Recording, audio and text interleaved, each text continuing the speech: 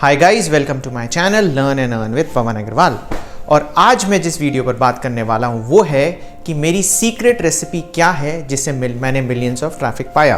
तो इसमें पर्टिकुलर मैं एग्जांपल दूंगा कि मेरा एक यूट्यूब चैनल भी है, वहाँ पे आप जाके देखिएगा दीपावली ब्रांड के नाम से। वहाँ पे आप टॉप वीडियोस में सर्च करिएगा तो जो सबसे ज़्यादा मेरे व्यूज़ आए हुए हैं एक पर्टिकुलर वीडियो में है वो है 2.4 मिलियन। अब मैं बताऊँगा कि वो कौन सा वीडियो है। तो एक्चुअली होता है क्या है, मेरे काम करने का तरीका क्या है, मेरी सीक्रेट रेसिपी क्या है जिसकी वजह से मुझे ट्रैफिक आता है। तो मैं आपको एग्जांपल बताता हूँ कि हम कैसे काम करते हैं। तो जैसे आपने सतीश के वीडियोस में देखा होगा कि मैंने बोला था कि हमारा ट्रैफिक आता है करंट अफेयर्स से। ओके, अब करंट अफेयर्स में मतलब जो भी नया टॉपिक आ रहा है हम उसके बारे में लिखने की कोशिश करते हैं।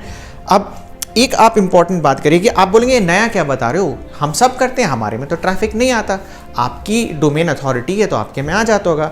ये कुछ हद तक सही है, पर आप ये सोचिए कि एक टाइम पे मेरी भी तो कोई डोमेन अथॉरिटी नहीं थी ना, ठीक है, फिर भी हमारे पास अब धीरे धीरे करके ट्रैफिक आ रहा है। तो हमने कैसे काम किया, तो उसके लिए आप मेरे नज़रिए को समझे कि हमने क्या किया।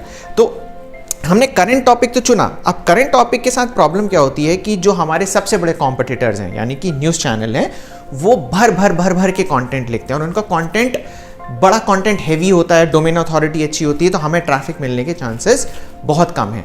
तो अब हम लोग ने क्या किया है, इस चीज़ को ध्यान में रखते हुए हमने एक फॉर्मूला बनाया कि करंट टॉपिक आया, जैसे जो भी कभी भी कोई मूवी आती है तो हमारी पूरी टीम उसके फोकस में लग जाती है। फॉर एग्जाम्पल जैसे पद्मावत मूवी आ रही थी, तो पद्मावत मूवी के जैसे ही रिलीज़ हुई तो हमारी टीम उसके रिसर्च पे लग गई। उन्हें पता चल गया कि पद्मावती रानी के ऊपर है, पद्मावती रानी के ऊपर वो मूवी बनने वाली है, ठीक है। तो अब ये तो हो गया, यहाँ पे हम नहीं रुके। हमें पता था कि अगर कोई फीमेल ओरिएंटेड कैरेक्टर के ऊपर मूवी बनेगी तो उसके हस्बैंड के बारे में सर्च किया जाएगा, ठीक है। फिर हमें धीरे धीरे पता चला कि इसमें विलन भी है जो कि अलाउद्दीन खिलजी है। तो हमने क्या किया कि तीनों पे लिखा। हमें 100% पता था कि हम पद्मावती पे नहीं आएंगे, हम उनके हस्बैंड पे नहीं आएंगे, हम उनके विलन पे चांसेस हैं कि आ जाएं। क्यों? क्योंकि विलन पे कोई खास फोकस कर नहीं रहा होगा। और विलन और कोई नहीं था, अलाउद्दीन खिलजी था जो रणवीर सिंह ने निभाया था।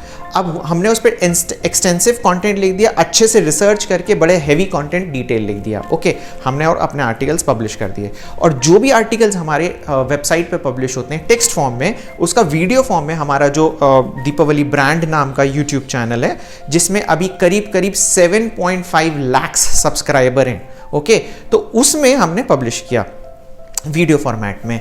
और इसमें फिर क्या हुआ कि पद्मावत पे कंट्रोवर्सी आ गई तो हम लोग सर्च करने लग गए। तब हमारे पास इतना ट्रैफिक नहीं आया, पर धीरे धीरे करके जब मूवी रिलीज हुई और लोगों को उसके विलेन यानी अलाउद्दीन खिलजी में इंटरेस्ट जागा, अचानक से हमारा वीडियो शूट हो गया, ठीक है, शूट हो गया। और अभी आप करंट ट्रैफिक देखोगे इसमें 2.4 मिलियन का ट्रैफिक है, वो हमारा हाईएस्ट व्यूड वीडियो है। तो आपने देखा कि हमारा टॉपिक चूज करने का नज़रिया क्या है। ये मैंने आपको सिर्फ एक एग्जाम्पल बताया, ऐसे हम काम करते हैं। इस तरीके से हम सारी चीज़ों पे काम करते हैं। इसी तरीके से हमने जब संजय दत्त की मूवी आ रही थी तब काम किया, तो उसमें हमें जो बहुत ज़्यादा ट्रैफिक मिला उनकी वाइफ मान्यता दत्त पे मिला।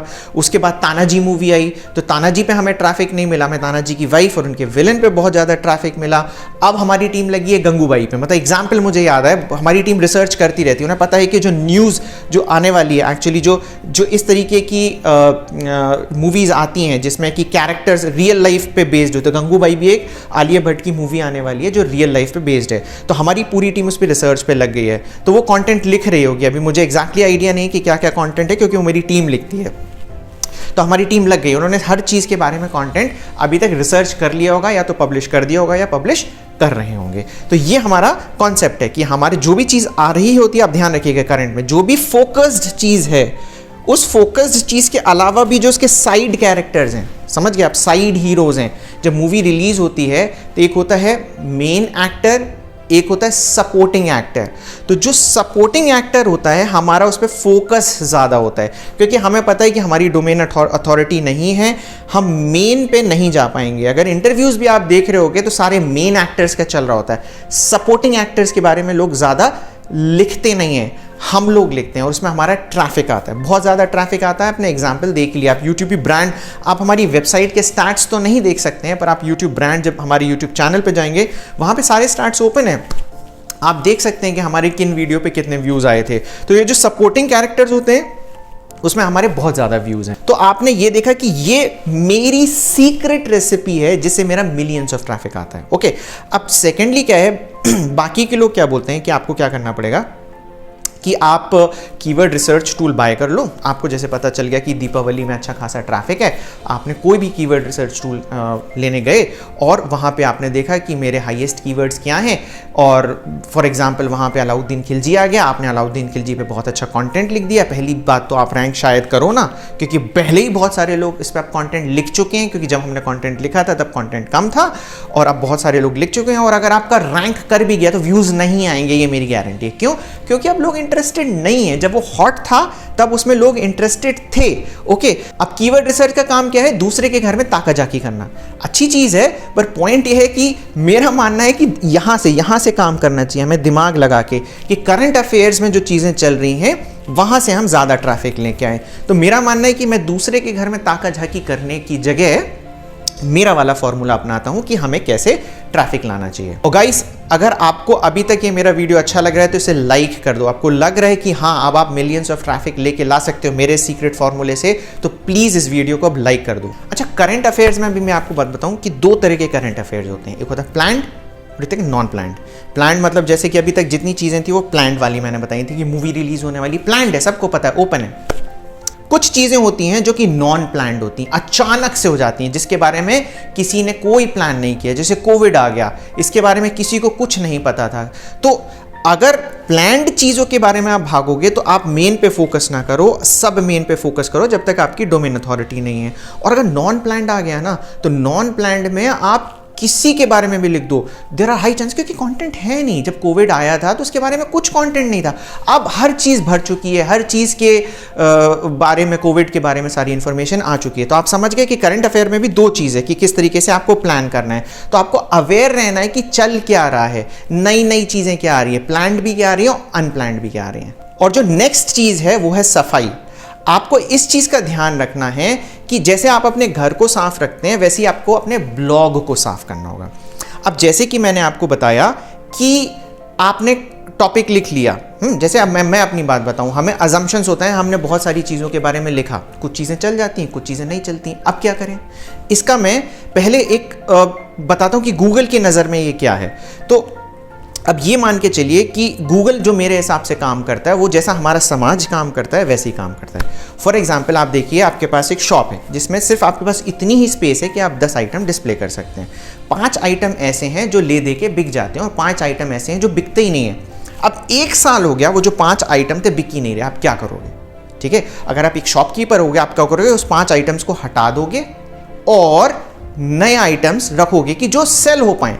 करेक्ट ना? अब वो 5 आइटम भले ही आपको डस्टबिन में डालना पड़े, आपका नुकसान हो जाए, पर पॉइंट है वो आपकी जगह घेर रहे हैं। ठीक है, वो आपका नुकसान कर रहे हैं। हो सकता है आप जो 5 नए आइटम लाओ वो जैकपॉट हो जाएं, हो सकता है वो ना चलें, बट आपको जो पुराने 5 आइटम जो नहीं चल रहे थे उनको हटाना पड़ेगा। इसी तरीके से आपको अपने आर्टिकल्स की सफाई करना होगा। अब हम क्या करते हैं, हमने लिख दिया आर्टिकल, ओके, अब हम 1 साल बाद जाके उसको रिव्यू करते हैं कि इस पे कितना ट्रैफिक आया। अगर हमें दिखता है उस पर ना कोई इंप्रेशन दिख रहा है, ना कुछ क्लिक्स दिख रहे हैं, इंप्रेशन नहीं होंगे तो ऑब्वियसली क्लिक्स भी नहीं होंगे, तो हम क्या करेंगे? उन आर्टिकल को डिलीट करो। ठीक है, तो अभी अगर आप देखोगे जो मेरा ब्लॉग है दीपावली, उसमें करीब 1800 आर्टिकल्स लाइव हैं। ओके, और करीब करीब हम 4000 आर्टिकल्स उसे डिलीट कर चुके हैं। ओके, तो जितने लाइव है ना उससे ज्यादा हम डिलीट कर चुके हैं। क्यों किया है हमने? ये नजरिए वाली भी बात है। आप देखिए, वो इसी दुकान वाले एग्जाम्पल पे आते हैं। अब आपके पास एक आया बंदा शॉपिंग करने के लिए, वो कहेगा यार भले ही इसके पास बड़ी स्पेस है, सिर्फ 5 ही चीज खरीद सकते हैं, सिर्फ 5 तो बेकार है। तो सेम आप गूगल को देखिए, गूगल कहेगा यार ये सारी चीज इकट्ठे, गूगल भी आपको सिर्फ छोटी सी विंडो देता है शुरू में देखने के लिए कि भाई इसके अंदर कितनी पोटेंशियल है। ओके, अब इसमें आपने अगर कचरा भर दिया तो क्या होगा? कहेगा ये बेकार है। भले ही आप आगे फिर अच्छे आर्टिकल्स लिखने लग जाओ, वो कहेगा यार ये तो कचरा है। तो सफाई करना जरूरी है। समझ गए आप कि आप कंटेंट लिखो, लिखने में कोई बुराई नहीं है, एक्सपेरिमेंट करो और डालो, कंटेंट डालते जाओ। पर अगर नहीं चल रहा तो डिलीट भी करो। भले ही आपकी कितनी मेहनत से आपने उसको लिखा हो, भले ही आप उसके लिए कितने सेंटिमेंटल हो, क्योंकि अगर वो गूगल की नज़र में इंपॉर्टेंट नहीं है यानी कि अच्छा, गूगल भी यही देखता है कि लोगों की नज़र में इंपॉर्टेंट है कि नहीं। आपने बहुत मेहनत करके वो आर्टिकल लिखा है परंतु वो लोगों को पसंद नहीं आ रहा है, हटाओ उसको, नया आर्टिकल लिखो। कुछ आर्टिकल्स आपके पसंद आ रहे हैं ना, आप देखो किस टाइप के आर्टिकल्स उसको पसंद आ रहे हैं। Getting point. तो बहुत सारे ऐसे लोग होते हैं जो सफाई नहीं करते हैं, तो आपको ये सफाई करना भी सीखना पड़ेगा। तो गाइज ये था मेरा सीक्रेट रेसिपी जो मैंने बताया कि किस तरीके से जो मेरी थॉट प्रोसेस है उसके थ्रू मैं मिलियंस ऑफ ट्रैफिक लेके आता हूं। मैं दूसरे के घर में ताका झाकी नहीं करता। तो इसी तरीके से आप भी अपनी थॉट प्रोसेस बनाएं। आप भी देखें कि आपके निश से रिलेटेड जो भी नई चीज आ रही है आप उसके बारे में लिखें, और एटलीस्ट लिखते रहें, क्योंकि जैसे मैंने पहले बताया थी, consistency is more important than quality initially. ठीक है ना, initially consistency is more important, quality will take over, क्योंकि जैसे जैसे आप लिखते जाओगे वैसे वैसे आपकी क्वालिटी में निखार आता जाएगा। इसलिए कंटेंट लिखते जाओ, डालते जाओ। आप ये मत सोचो कि आपको सक्सेस मिल रही है कि नहीं मिल रही, क्योंकि सक्सेस मिलने में भी टाइम लगेगा। और अगर मेरे वाले आप इस फॉर्मूले से चलोगे तो देयर आर हाई चांसेस कि आपको सक्सेस मिले। तो गाइज, आपको ये मेरा एनालिसिस कैसा लगा? अगर अच्छा लगा तो प्लीज़ इस वीडियो को लाइक कर दें, अपने फ्रेंड्स के साथ शेयर कर दें, मेरे चैनल को सब्सक्राइब कर दें। Thank you very much.